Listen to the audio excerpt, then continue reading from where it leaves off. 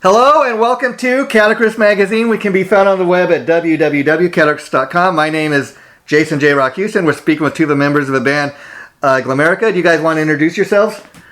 Sure. Roger Bowers. I'm the bass player and founder of the band. Okay. My name is Tabeth McCleery, and I'm one of the lead vocalists.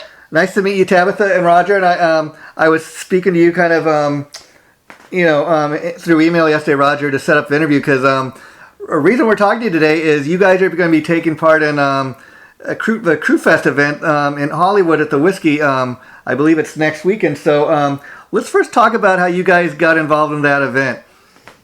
Yeah, a friend of mine, Nick Culvis. Nick Wingler's our sound man. Okay. Too many Nicks. Yeah. Nick Culvis is one of the organizers. He's been with us from the beginning, and he comes and sees us play some, and we've talked about it for a while, and it just seemed like the right year to really jump on board. He put the offer out.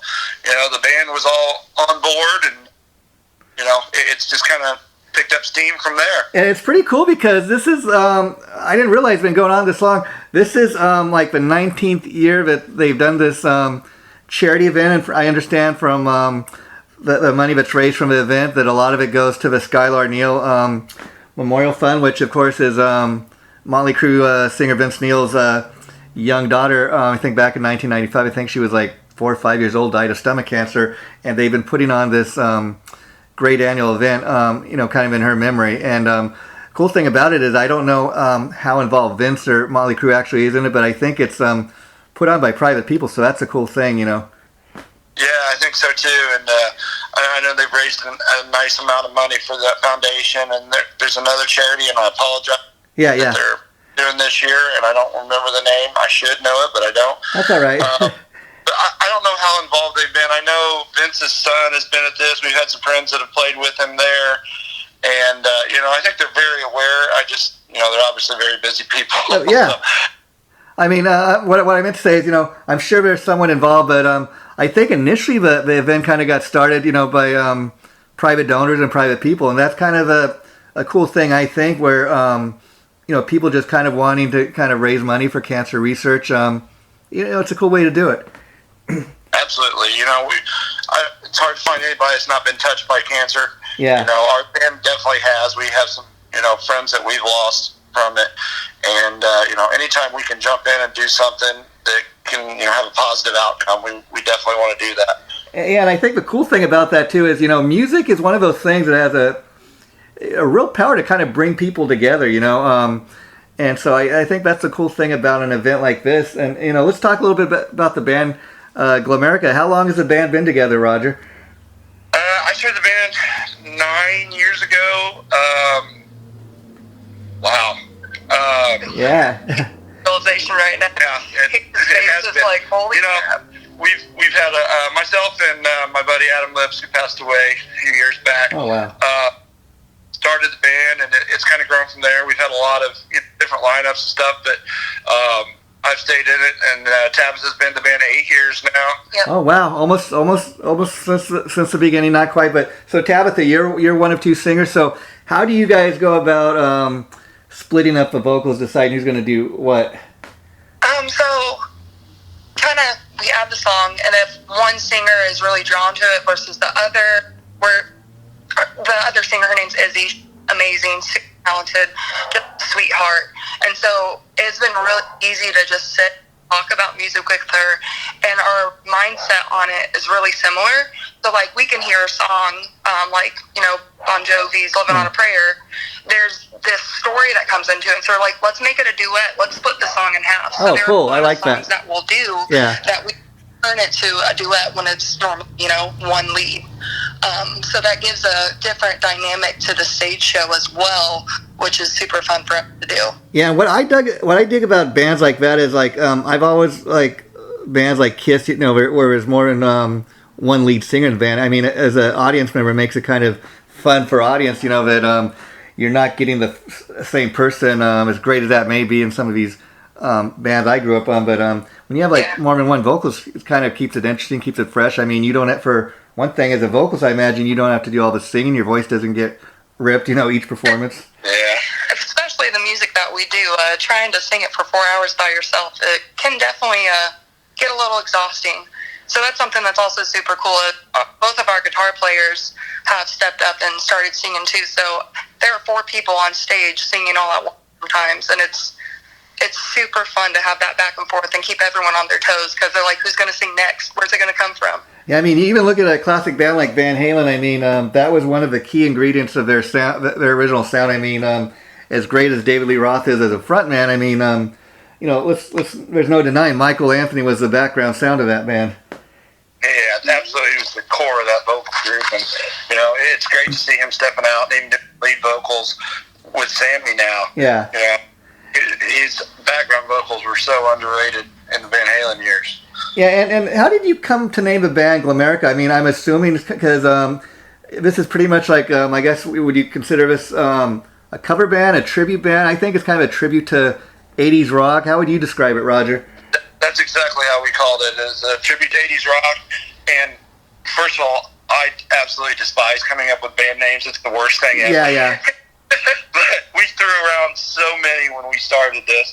And actually, my buddy Chris Lee, we were practicing in his garage, and he came up with, everybody loved it, and it stuck. And, you know, it gets mispronounced all the time. We always get Glam America, but it's just Glamerica. Yeah, I'll tell you when doing a search on you guys, I was just seeing what I could find on the band, and you guys are obviously on Facebook, and that comes up right away. But then, just typing in Glamerica, you'd be amazed. The classic rock band America comes up, and a bunch of other stuff. Oh, yeah. But that's kind of interesting. Like you said, I know that's one of the hardest things to come up is with a band name. But the cool thing is, okay, Glamerica. Some people might immediately say, okay, this is a glam band. But again, it's more of a tribute to 80s rock, and that's a cool thing too, because people then go online and they see what the band's about. Okay, this isn't exactly they're not where they're all glammed out, but again, I think it makes it fun for somebody coming to one of your shows, because I do love tribute bands. I've gotten to see tribute bands, there's a great Guns N' Roses tribute band out here that I've seen, called Appetite for Destruction. But the point being, that's great too, because it's kind of rock and roll theater, I call it, where the bands actually not just play the songs, but they get dressed up and they try to look as much like the actual band, and that's fun too. But I think what's fun about a show like what you guys are doing is, people could come to the show and they might hear a Bon Jovi tune in the set, they might hear a Motley Crue or a Warrant song in the set, and that makes it cool, because when you come to see Glamerica, you don't know exactly what you're going to get, but it'll be fun 80s rock. That is exactly what we try to strive with.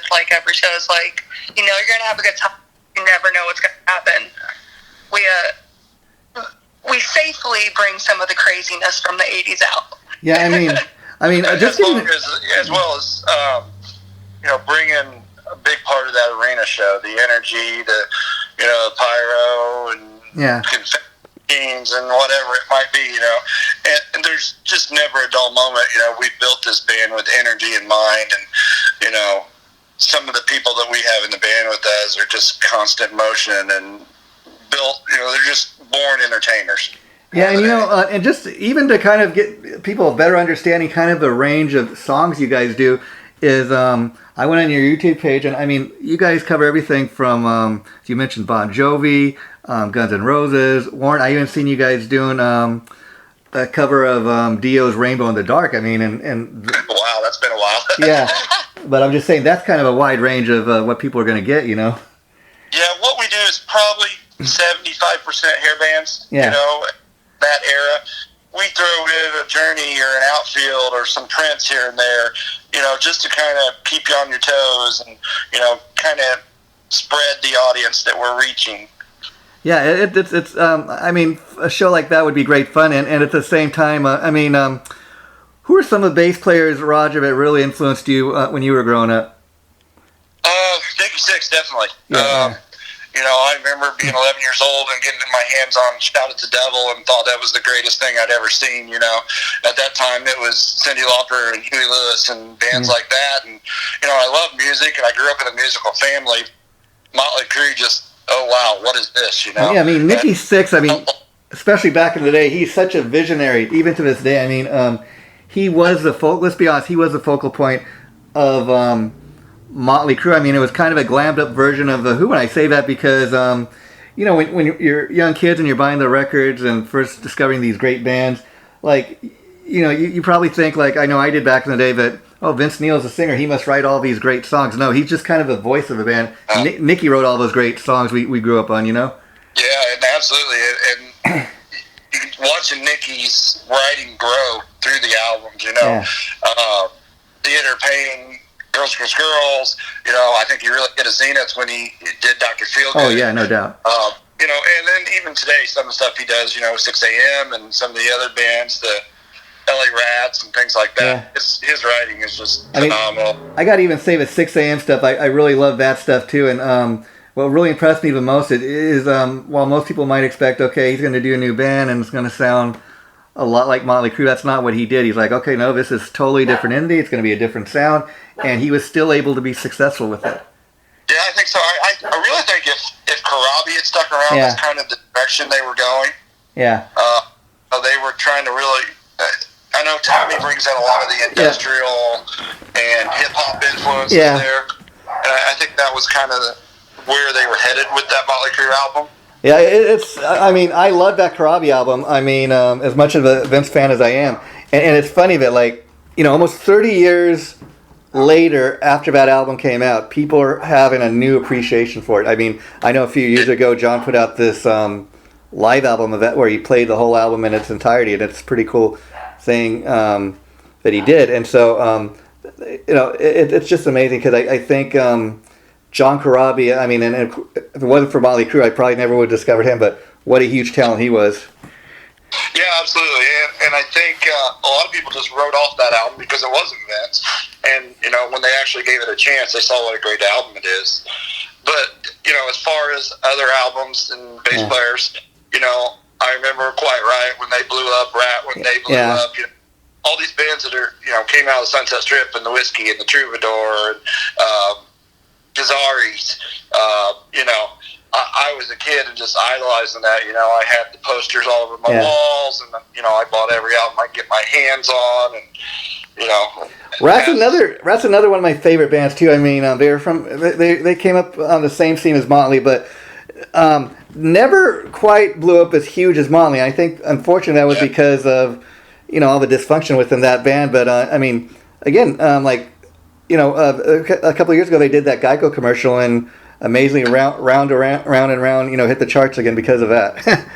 You know, it's funny, Round and Round's been in our set from the very beginning, and I don't know that we've ever played a show without it, unless it was just a short set. Yeah, that's almost a staple for us. Oh yeah, I mean, every time I have ever seen Rat, I mean, that's my favorite song. I mean, probably because like a lot of us, you know, that's the first song we ever heard when we first discovered the band, and that's kind of become their signature. Let me ask you, Tabetha, who were some of your favorite singers when you were coming up? Oh man, so my history with music, I was a choir kid all through school, and so when I graduated high school, Rodger asked me to be a part of this because they were having such a hard time finding a female vocalist. So at 18 is when I was really introduced to this whole world of music, of, you know, 80s hair and rock and everything, this whole journey. But I mean, I love Motley Crue. Like, I got the chance to see them with our singer that passed, and that was an amazing experience. I love Heart. They're just amazing. I wish I had the power to sing the way that Nancy can, but it's okay. It's you got what you got, and exactly. and your work with it. You guys plan to go see the stadium tour when it comes to your neck of the woods? We do. We went together as a band and got a big bunch of tickets, and we're ready to go. That is cool. Now, let me ask you, Rodger. So, Tabetha mentioned that you kind of seeked her out because you had the you know, the desire to have a female singer. Talk a little bit about that, because I think that's kind of makes your band stand out. You know, like one of the first things I noticed when I went on the Facebook, oh, they got a female singer. That's cool. Yeah. You know, I knew when I wanted to do this that I wanted to make sure that we had the pieces that we can cover anything that we wanted to play. You know, that we didn't have any limitations on that. So, you know, we've had 2 guitars, bass, keyboards, and 2 singers from the very beginning. You know, 7-piece band isn't always the easiest to organize or get everybody on the same page, but it's worked. And as soon as we started playing out, we had an immediate reaction to it. You know, being able to do things like Dreams from Van Halen and, you know, some of the stuff with bands that had, you know, really great 2 guitar players, you know, we want to make sure to be able to capture that as part of our show. And excuse me for asking this, Tabetha, but like being a female singer, do you think a little more about not just, you know, how you sound and your vocals and how you're going to perform on stage, but you put a little more thought to how you're going to dress or what you're going to wear on stage as opposed to other guys in the band?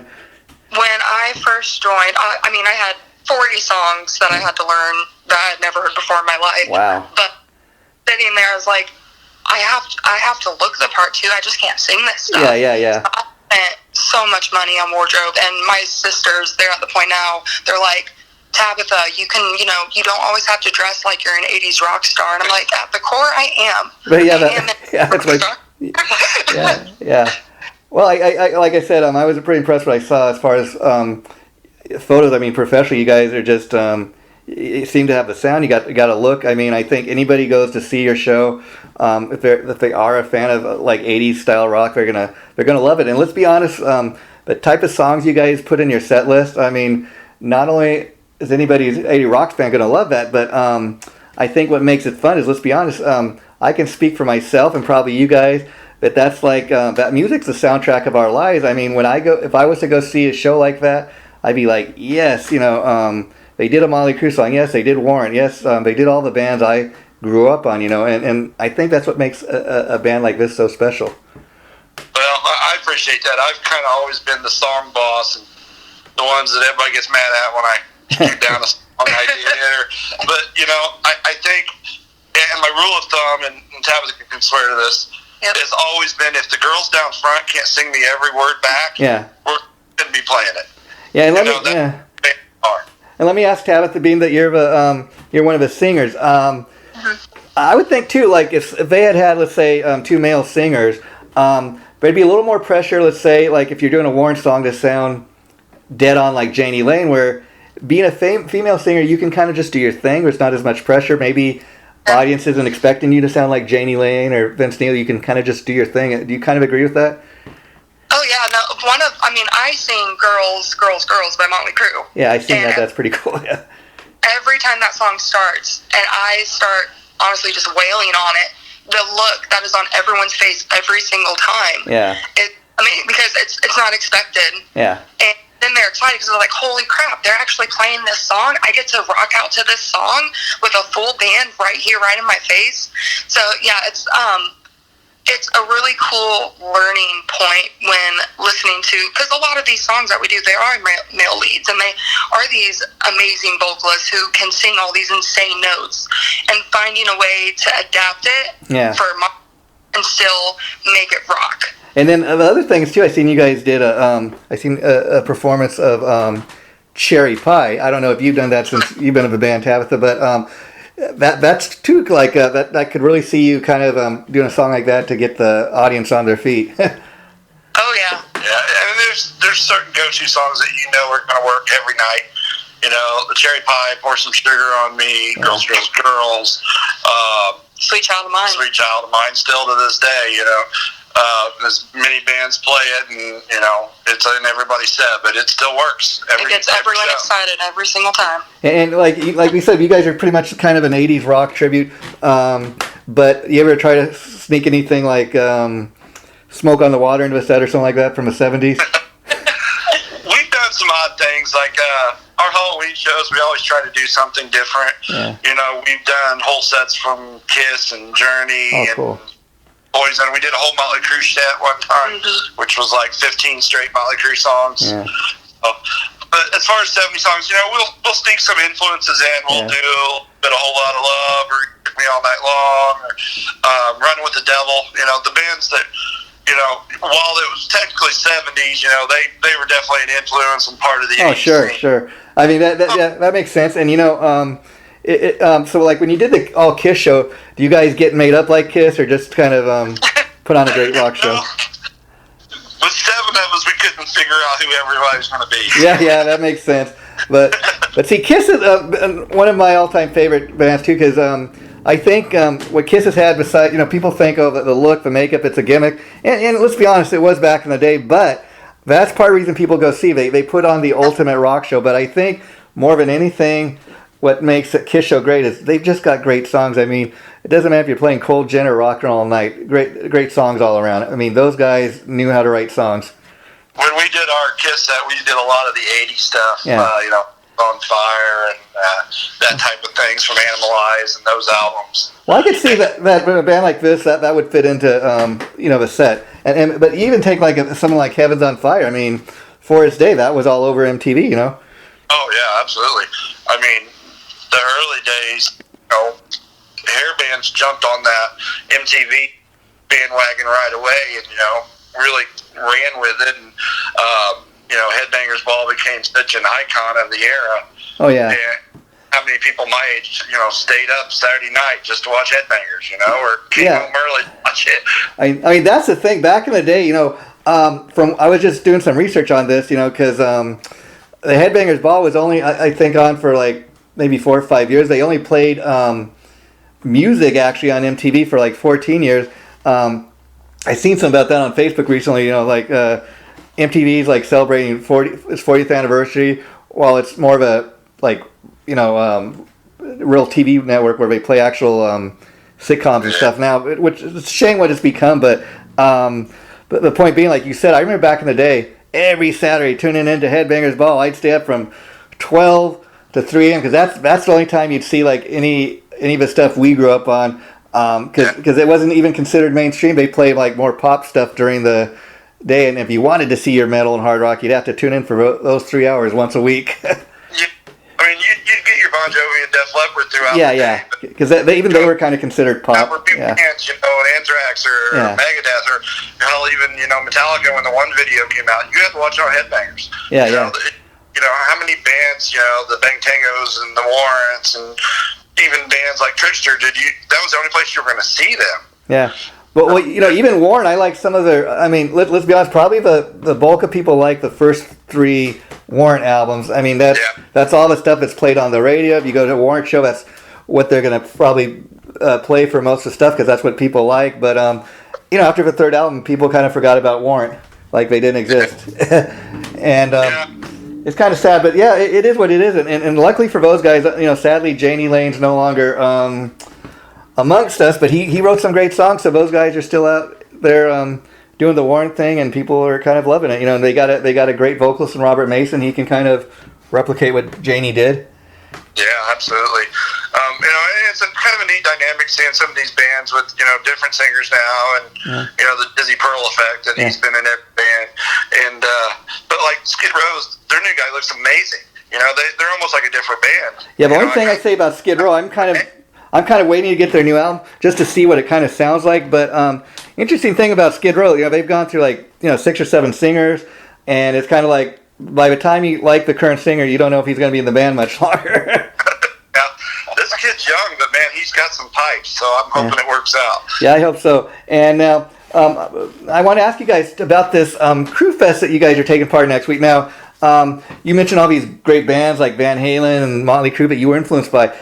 So that's probably, I'm guessing, the biggest, going to be one of the biggest shows you guys have ever done at the Legendary Whiskey Night. And I'd imagine being up on that stage that night, you're going to kind of be thinking, I'm standing on the same stage where Motley Crue and Van Halen got their start, For me, it's been a bucket list thing since I was 13, and I'm turning 50 next week. So there you go. Yeah. No timing could be any better.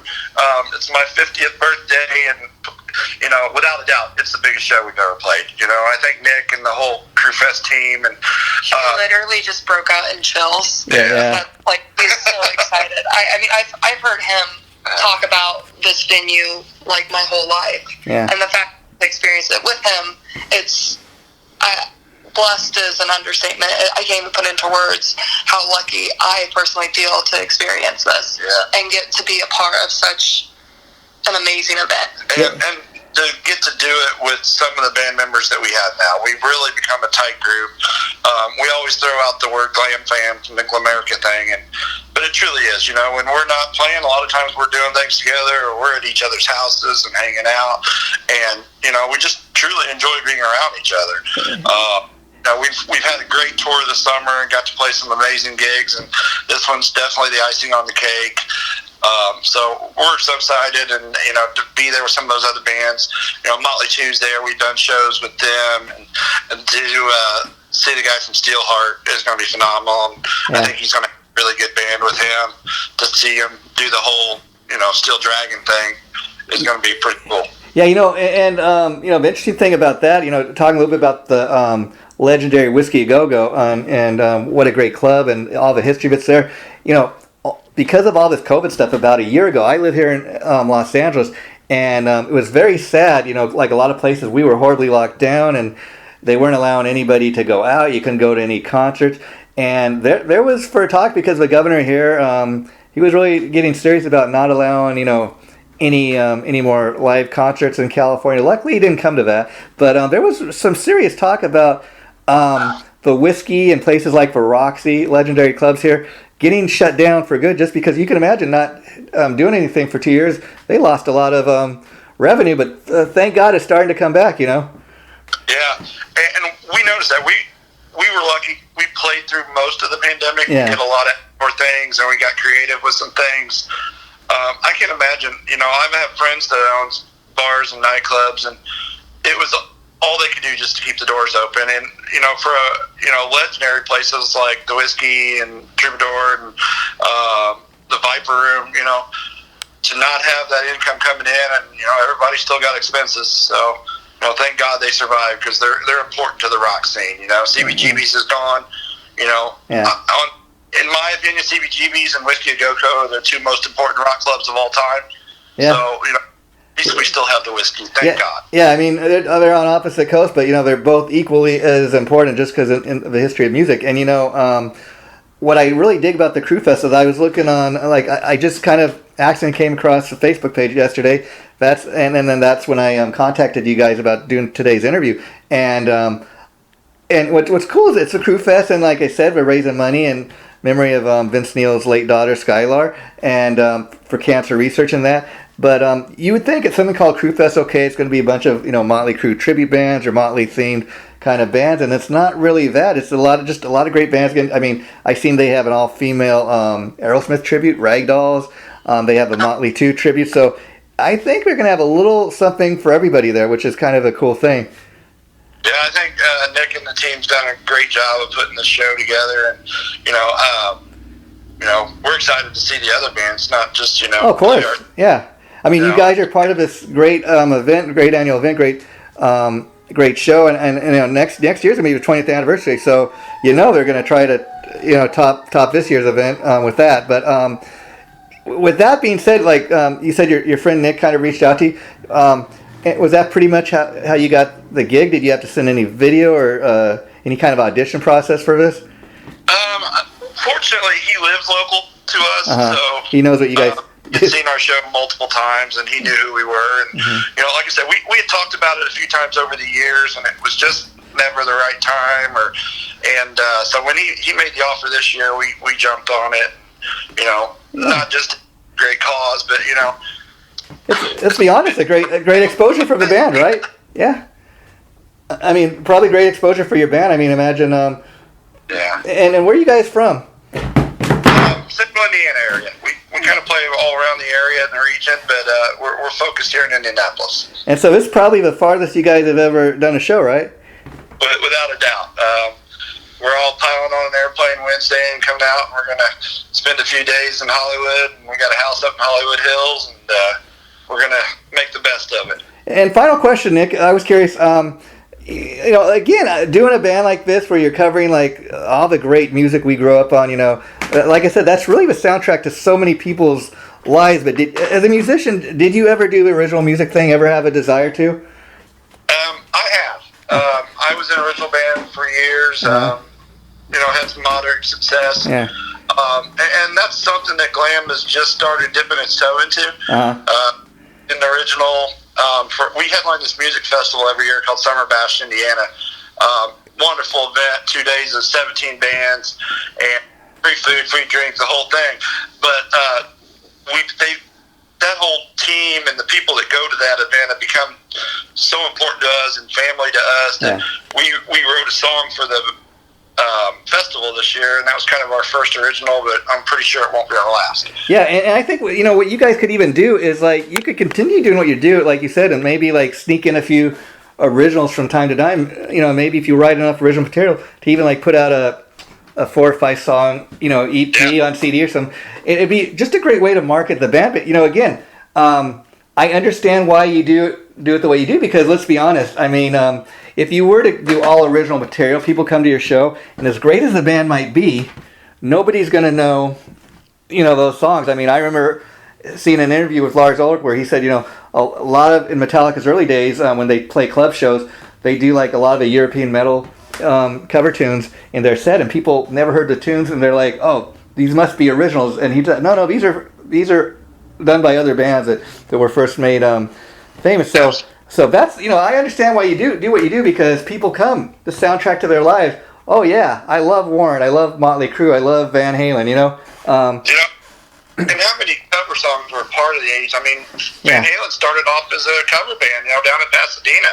You know, there's some bootlegs out there of them doing 4 hours of cover songs. Oh yeah. And Motley's always had a cover on almost every album, or you know, some way to pay, you know, their dues to, you know, their heroes and their influences. So, you know, I think we're kind of the same path, you know. Yeah. I mean, you know, one of my all-time favorite bands coming out the last several years is the Dead Daisies. I mean, great original stuff, but I noticed, like, almost every time they come out with a new album, the album features at least one cover tune, you know. That's kind of something they're known for doing. And, I mean, a great example, the last album with Glenn Hughes, they had a great cover of Humble Pie's 30 Days in the Hole. You know, I'd heard the tune maybe once or twice before, but I wasn't aware it was a Humble Pie tune, you know, and I went back and listened to the original. I thought, oh wow, this is a killer tune. And because, you know, they covered that song, I went and checked out the original. Yep. You know, and how many times, I don't even know how many times I could tell you that, you know, I heard a cover, you know, in the 80s or early 90s, and, you know, went and found that band, and, you know, went and, you know, got their whole discography, you know, a deep dive on them, and which is what's great about music. It can pass you around like that. Like, I remember interviewing Frankie Bonelli once, and he was telling me the story about how Quiet Riot covered those 2 Slade songs, of course, and he's saying, he goes, it was kind of an even trade-off. Quiet Riot got the fame, and rightfully so, Slade got all the money when we did those. They got all the publishing, that's right. Yeah, and that's the way it should be, you know, but... well, I just wanted, I'd like to thank you guys for taking time to talk to me. And Rodger, like I was telling you, if you enjoyed the way this interview came out, let's keep in touch, and we could do it again. And you say, well, because I have been a big supporter of, like, tribute bands and cover bands over the years, as far as interviewing them on the show. I mean, like, next time maybe we could even talk about, you know, you pick the band, you pick an album you want to talk about. I have a series called On the Record where, like, let's say you for example, you mentioned to me that Dr. Feelgood was your favorite Motley Crue album. That's the album you choose to talk about. We could do that in detail. And same thing with you, Tabetha. You guys are both welcome back here anytime. Yeah, as well. I'm hoping you can make it over to CRUEFEST next week, and maybe we can get to meet you a little bit. I'll see if I can do that. And if I'm able to, I'll let you know. But hit me up if you need a ticket. I got you, and you know, we can catch up a little bit. I appreciate that, Rodger. So I'll hit you up and let you know about that later in the week, or as soon as I know if I'm going to be able to go. But the interview we just did, I plan to put it up Thursday, and as soon as I have that information, I'll email it to you. Perfect. Take care, guys. Thank you so much. Thank you, Jason. Bye-bye.